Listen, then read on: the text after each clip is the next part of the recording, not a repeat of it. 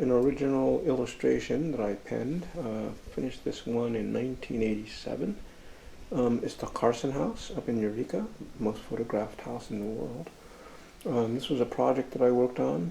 This is pen and ink with cobblestone cardboard. Instead of the regular illustration board, this has cobblestone, kind of a cobblestone texture.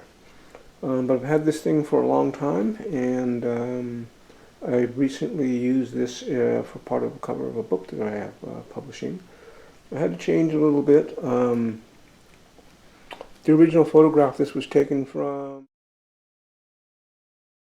and in our commercial art classes we're taught how to grid that and then make a double-sized grid or a double-side or a grid that's 4 times as large, and you start drawing from the grid that you're looking at, and that's how we got this. So it's all done by hand, with of course rulers and help and ellipses that help with the curves, but all done by hand. The first stage was gridding the original, and then creating the same grid on a larger canvas, but each grid being twice as big or more times as big, as long as it's an equal measurement. And as you draw that, it comes into fruition. But anyway, the reason I'm taping this is because this is an original piece of art.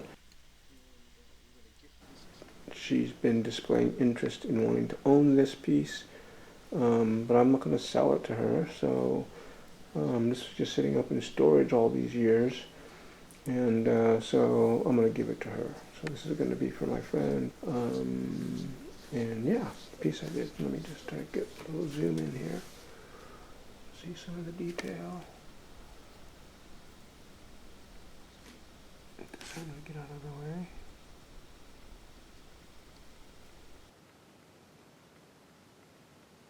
It took 6 months to draw this. From pencil to overlaying it with ink, using rapidograph ink. Fine-pointed artist's instrument. Little signature.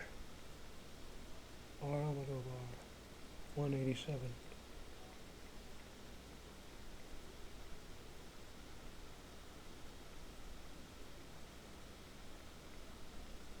Yeah, I was actually looking for a project to work on, and decided I wanted to choose Victorians.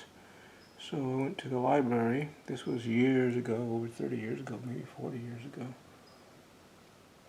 And pulled the picture out of a book in the library.